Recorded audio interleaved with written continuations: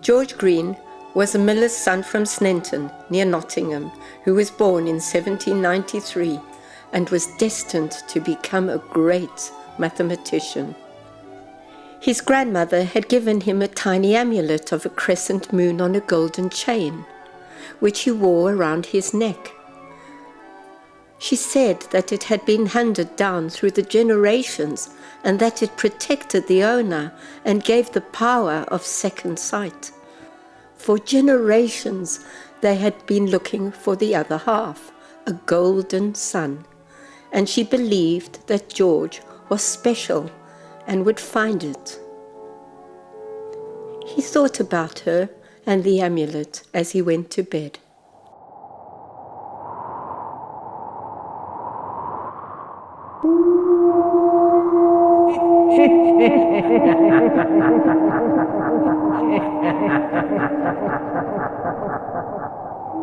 He felt himself spinning around faster and faster, caught in a net. He was blinded by the moon. The room dissolved. He remembered his grandmother's words. You must fulfill your destiny.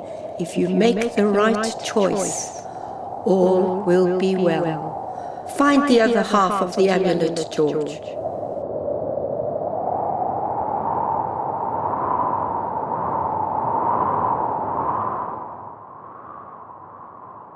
George, we are your muses, spirits of your past, present and future. Your quest may be difficult at times. There may be dark lords to lure you from your path, evil demons in many guises who will try to destroy you and stop you finding your sun-moon amulet. Go forth into the mist of time, and good luck.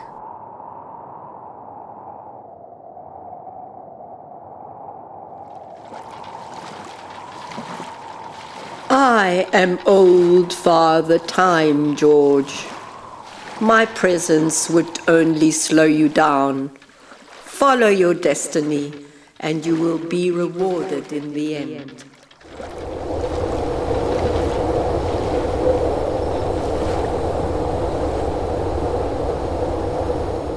Terrific, brilliant, clever thinking. Scared you, didn't it, George? However, you survived. That's what's important. I am right next to you. Can't you see me? Maybe it's because I'm tiny and fluorescent. I'm a flying seahorse. My name is Hippocampus. I'm like your fairy godmother. I've been appointed to show you the way on your quest to find the sun amulet. The way to where? Asked George. We have to go through the valley of scums and stagnant waters where the dragon lives. He will try to eat you up. I am here to protect you before we reach the dragon. He only wants one thing from you, the opal crescent moon your grandmother gave you.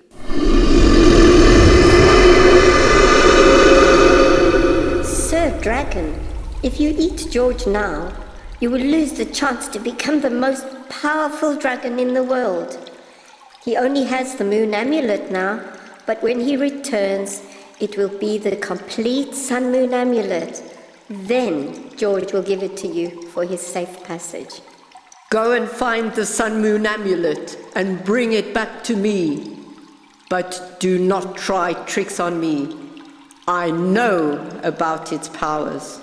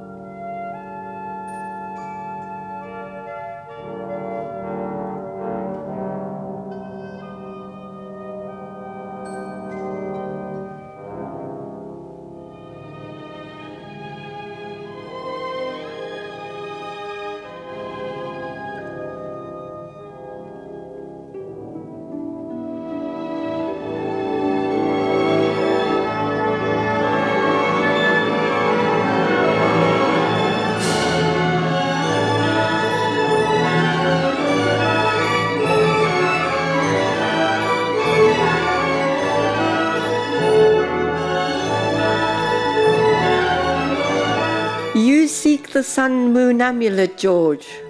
I warn you, it will not be simple to find. This is not an easy quest. You must return through the lost lands of the concentric rings and avoid the evil ones on your way. The secret lies in your heart. It is time for you to go forth.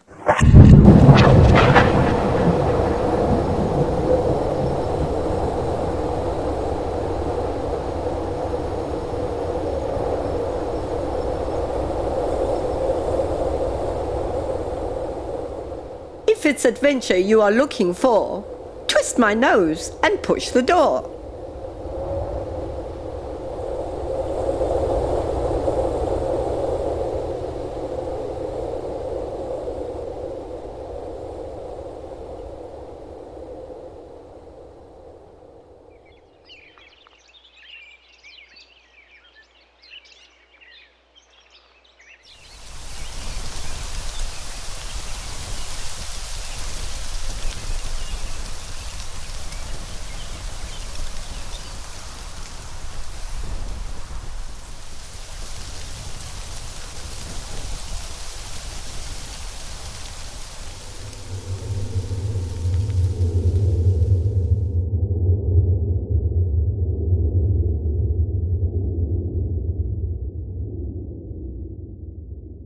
Where do you want to go to? If you don't move now, you will be lost forever. Who are you? George asked. I am nobody to somebody, or somebody to nobody. But between you and me, to you, I am somebody. Call me Astrobe. I'm your co-pilot in this unique spaceship. We are in the state-of-the-art phantom ship, an advanced capsule, a mechanical holographic light beam. We are in a transputer, George. Put your mind to it, and we are off. Use your mind to control the capsule, and it will go wherever or whenever you want it to.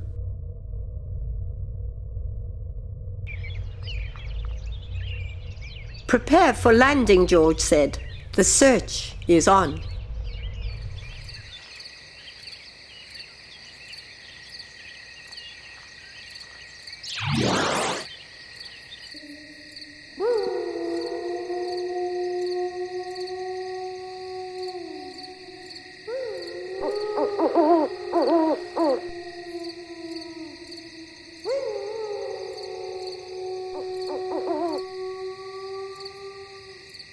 Excuse me, sir, but where are we? Have you lost your mind? Don't you know where you are? This is the forest, Sherwood Forest. I know yous. Yous from out of town, ain't you? You have the Opal Crescent Moon Amulet. Give it to me, or I shall turn you into a toad and eat you up.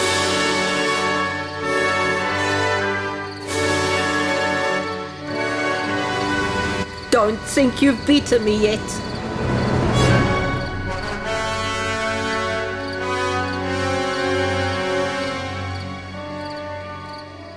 The woods reminded George of an old painting in his grandmother's house, which he used to stare at for ages when he was a little boy.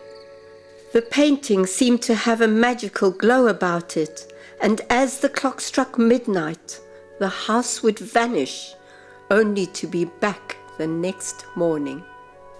His grandmother had said, "There was once an awful fire in the house, but luckily no one was hurt, and all the valuables were saved, except for an important parchment that told the whereabouts of the sun amulet. The ancient parchment was never found, and our ancestors moved to the next town, taking the secret of the missing amulet with them." You have summoned me, George. You have gone too far into the future, George. the 50th century. You are lost in a world of daydreams. From this tower, the past and present fuse to where you are now. You must have some unfinished business, skeletons in your cupboard from your ancestral past. Look into the window of time, George, and maybe things will become clearer.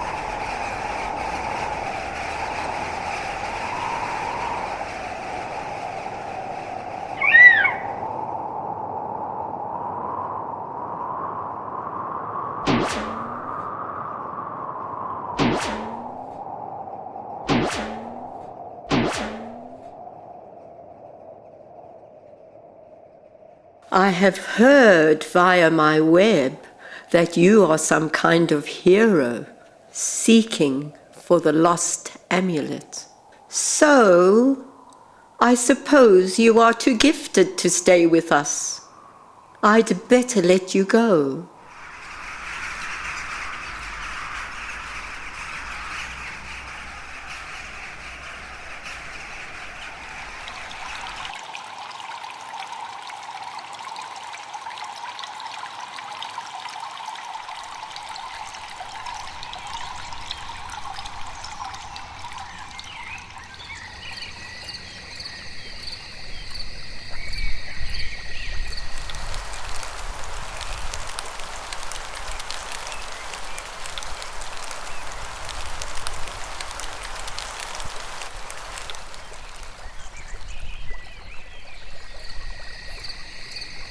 Can you tell me my own fate in the oracle of the future? George asked Merlin. My prophecy, dear George, lies in warnings, for ultimately your fate lies in your own decisions. So be wise. Follow me.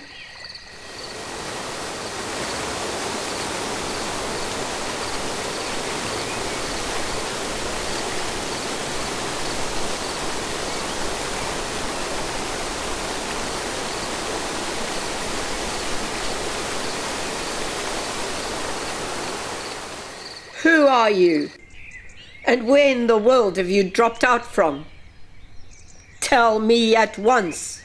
I have come out of a time gap. I've dropped out of the sky in a transputer, a beam of light. You liar! Bind the man. We shall bring him to the castle dungeon, where I shall interrogate him further. Maybe a little torture would bring out the truth.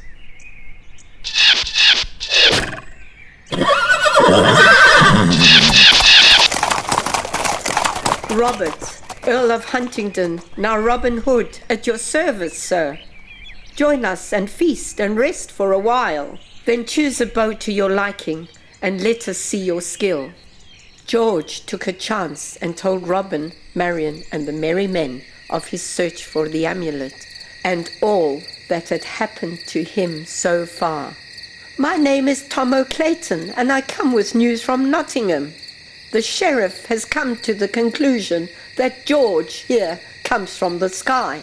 He thinks that by presenting George to King Henry and Queen Eleanor of Aquitaine, they will pay a handsome sum, and he will be richly rewarded. He has sent Guy of Gisborne to the forest with his best soldiers to search for George. The sheriff will constantly be a threat to us. We must teach the greedy sheriff a lesson, one he will never forget. We shall disguise ourselves to look like beggars and rascals and make our way to the Nottingham market. The next day they made their way to Nottingham and set up a butcher's stall, where Robin sold meat to the sheriff's wife, and they were subsequently invited to the sheriff's hall to eat with him. I must find the book of symbols. It will help me find my amulet. What do you want? I need to find a special book, an old book, dictionary of symbols. This one was waiting for you, George. Take the book and study it well.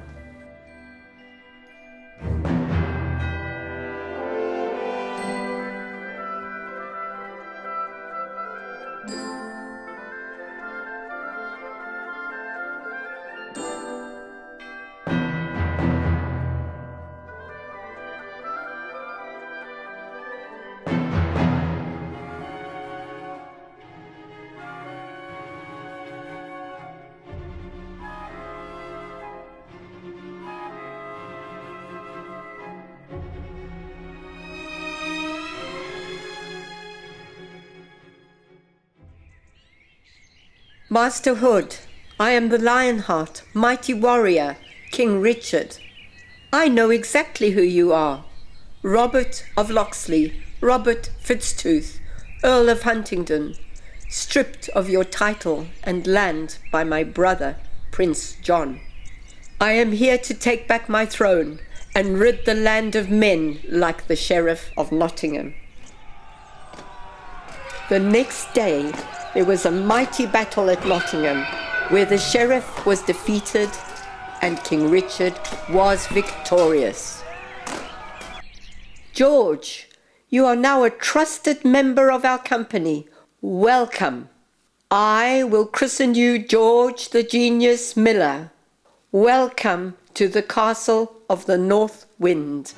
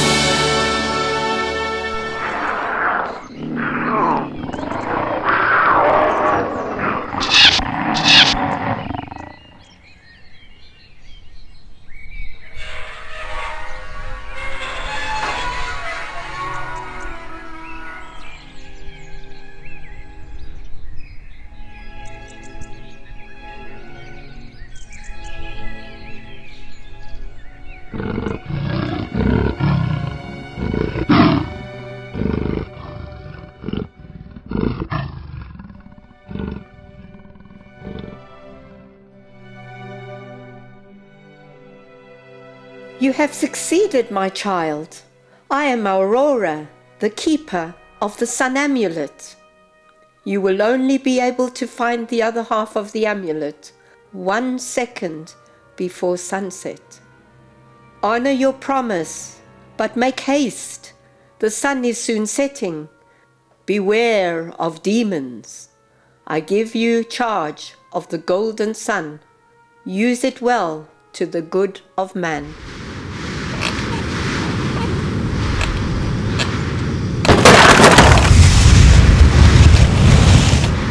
You have the sun amulet and the moon around your neck.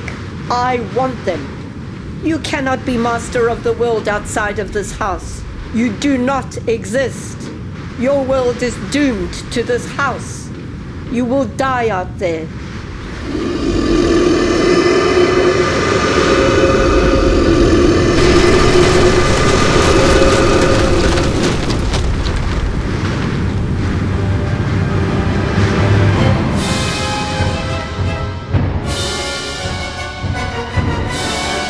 You stupid boy, you cannot defeat me with your mind games.